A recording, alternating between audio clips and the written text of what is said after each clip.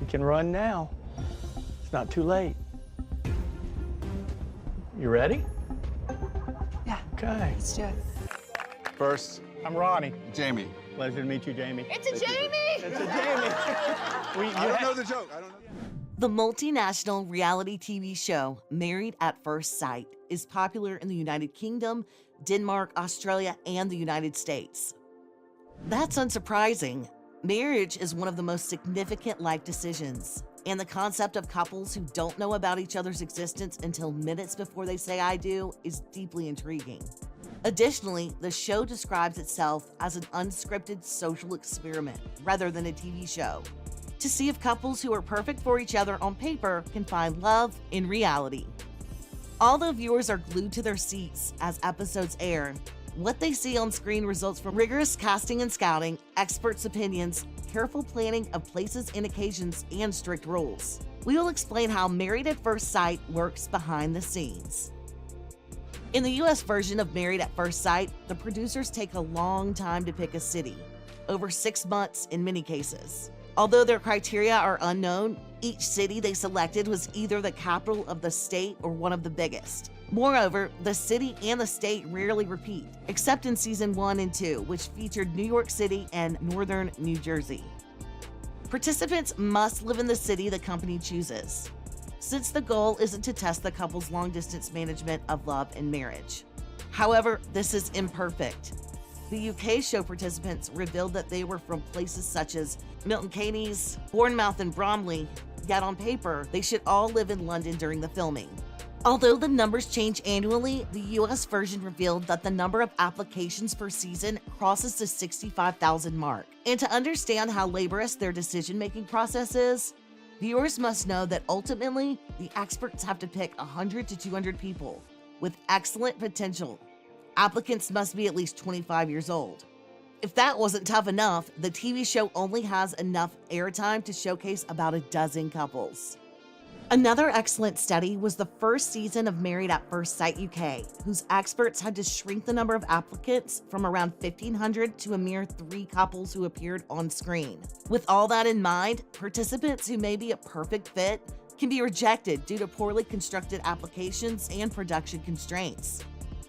Although the application process is crucial to the show, producers aren't sitting around idly.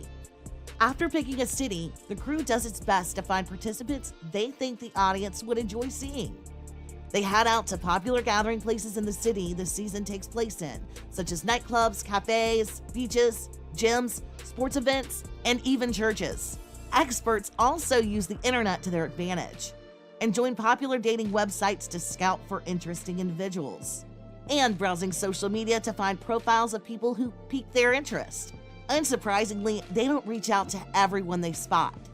Additionally, typically the scouted participants didn't know the ins and outs of the experiment in the first season, so experts take a while to explain all the details to ensure that they find genuine people. The couples who survive the initial culling are sent to workshops with members of their gender to prevent them from seeing their potential future partners. It's unclear how the producers handled the same-sex couples they selected in 2021, but that was outside the norm. Not a lot is known about the workshop, except that it's when the couples learn about the upcoming, for some, ordeal and sign contracts before proceeding to the next round. For instance, the US version of the show discusses the topics of prenups during that time. Because the show grew so much over the years, and the pandemic also shook things up, many workshops took place over Skype or the phone. The US version of Married at First Sight hires experts in several spheres to ensure that the couple matching process is well-rounded.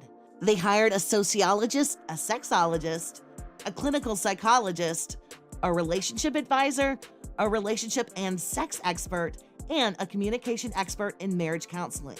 Additionally, they considered a religious side to Married and employed Pastor Calvin Robertson from season 5 to season 10, who is a husband, a father, an ordained minister, a pastoral counselor, an author, and a public speaker. According to Sam Dean, the executive producer of the US version, the experts they hire usually stay for 2 or 3 seasons, but rarely return after leaving the show. That can be due to their professional obligations elsewhere, or the rather grueling process of their individual research. That includes measuring height, shoulder-to-waist ratio, and even index finger length. The in-depth investigation theoretically discards people with legal or personal reasons unlikely to be matched. For roughly 60 people who pass this stage, the next step is even tougher. Participants receive a time-consuming psychological questionnaire with about 500 questions. Sam shared that completing the test correctly requires about 12 hours of their time. Clark Sherwood, a former contestant, told Cosmopolitan UK that the test included inquiries about your likes and dislikes, more precisely, your religious views, your political views, what you find attractive, your sexual history, and whether you're sexually active. Personal research follows the questionnaire. Experts seek compassionate, warm, friendly, empathetic people dedicated to making the marriage work and who are prepared to take advice from the experts. They also want people who can talk about their feelings, can say sorry, and on some version of the show, those who haven't been married and don't have children. To finish this step, experts undertake a deeper lifestyle investigation process. Hence, contestants must consent to a visit to their home. Experts investigate how organized the person is to judge their marriage viability. The show has filmed them peering into closets, cabinets, nightstands, and bathrooms, and discovering quirks such as keeping shoes in the kitchen sink cabinet, where most people keep plates, pots, or pans. They confirm the reported assets such as cars, houses, financial accounts, and debt. Candidates who've appeared in other TV shows aren't always discarded. Instead, experts have to agree on whether to give people a chance based on their application. For instance, Jamie Otis was cast in The Bachelor and Bachelor Pad, both dating shows, and still appeared in front of the cameras in the Australian version. According to the Australian expert Sabrina Reed, they didn't prioritize or straight up discard participants of drama-fueled TV shows such as MasterChef or Big Brother. According to RadarOnline.com research, the U.S. participants received $15,000 for the first 2 seasons. But the popularity boost led them to increase the amount up to as much as $25,000 in season 3. The TV show also takes care of the expenses associated with the marriage, including clothing and the cake, the ceremony, reception, and honeymoon. Sadly, based on the budget and the country where the TV show is produced, couples may have to stay in the same location and hotel instead of visiting varying exotic destinations. Most, if not all, couples have to pay for living expenses and residence too. That includes the food they consume and the appointments required for their appearance: gym, hair salon, clothing store, makeup artists, and so forth. Couples had to pay to rent a place or stay in a hotel during the 8-week participation, if they couldn't agree to stay at the groom or bride's residence. However, the issue of payment depends on the country and the show's season. UK participants claimed they weren't paid at all. Some Australian couples revealed they got only a small stipend for filming 50 to 60 hours weekly, roughly $150 per day. They must also agree to film for 12 to 16 hours per day when necessary. Clark Sherwood shared that he barely made money, if any, and in reality spent quite a lot during the show. In his opinion, other candidates were in a similar situation. Not only that, but they all expected it because of the harsh filtering process and the show's premise: being ready to support marriage in all aspects, including financially. Candidates are contractually obligated to do several things that limit their freedom. For instance, they must agree to have their social media presence hidden and can't look up other couples before filming. The social media ban continues for a while after the show starts filming. In some cases, couples must abide by a 1-year media ban, such as commenting online or giving interviews, after their season finishes. Fans speculate that was decided after a Married at First Sight Australia contestant, Nasser Sultan, wanted a media career and had appeared in a Trial by Kyle TV pilot a mere 5 months after his season wrapped up. Although it didn't start that way, in the Australian version, the production crew confiscates contestants' phones during filming. In contrast, others are encouraged or required to film confessions or dramatic moments through diary cameras. The interest in these genuine moments was so high that a spin-off entitled Couples Cam began airing in 2020. Also, to prevent couples from disregarding their contractual obligations and facilitate filming enough content, the production crew imposes a curfew. For example, being home by 8 p.m.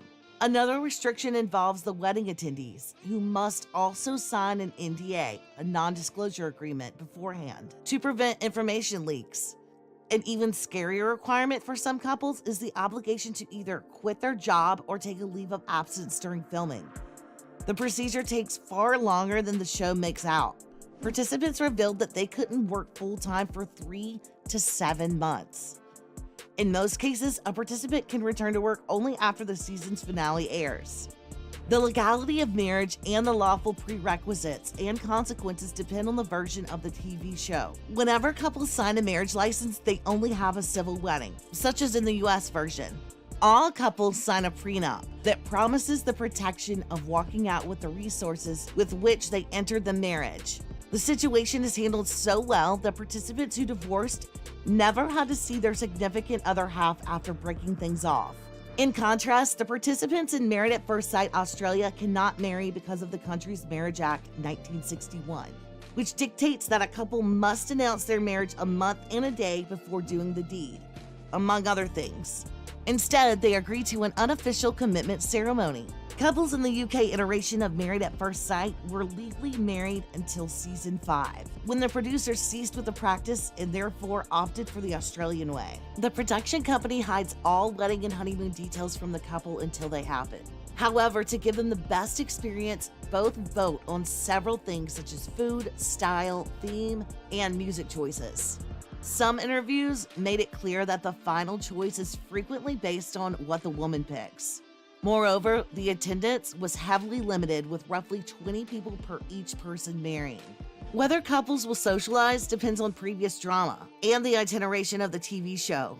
In some formats and seasons, couples were banned from interacting and led separate lives. In others, couples had meetups and hung out after the filming ended for the day.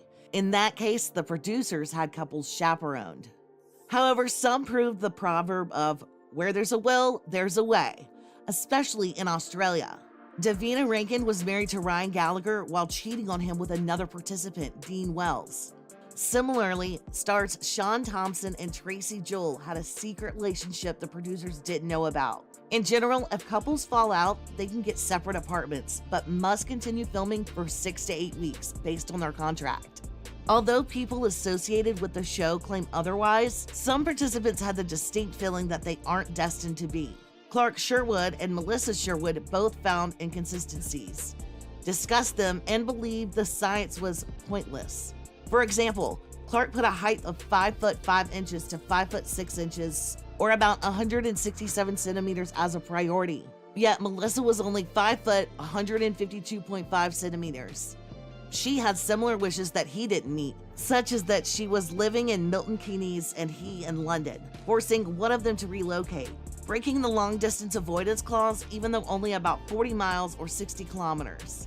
They both concluded that the person intended for them pulled out from the show at some point and they were each other's second choice. Jamie Otis also had concerns about the science, since at first she felt no attraction to her potential husband. Interestingly, as of 2023, the two are married and have 2 children, Hendrix Douglas and Henley Grace Henner. Sadly, the couple lost their first son, Jonathan Edward, in 2016, when she was only 17 weeks pregnant. Another participant, Lauren Huntress, revealed on Instagram that she was pulled off the streets just weeks before, contradicting the show's claims of exhaustive investigation. Nearly all divorces happen during decision day, which marks the 8-week marriage period during the show. If both contestants want to divorce or marry, the next step is straightforward. The show pays for legal fees for the divorce and wraps up any leftover legal obligation for marriage. Although the show's producers do their best to accommodate participants, they only pay for fees during the show or shortly afterwards. Otherwise, they cover a small portion or none of the divorce costs. Furthermore, if one person decides to divorce while the other seeks marriage, the couple must divorce. This was the right decision. Many couples who married decided to divorce after the show, but very few, if any, divorced couples married after the season wrapped up. In all cases, each couple must publicly address their breakup. Also, annulment is not an option whenever couples legally marry. The show took a long time to introduce same-sex couples. All early versions of Married at First Sight featured a traditional marriage between a man and a woman. It was only in 2021, 8 years after the first version of the Danish show premiered, that the UK version broke the mold. They introduced 2 male same-sex couples. First, Matt Jamieson and Daniel McKee in 2021, then Thomas Hartley and Adrian Sanderson in 2022. The audience welcomed the decision with glee, and the show announced that they would feature a same-sex female couple in 2023. Thank you for spending some time with us. Make sure to like and subscribe so you never miss another video. We also handpick these videos which we recommend you watch next. You can talk to us on all social medias or ask a question in the comments below. Thank you for being with us, and we'll see you back tomorrow.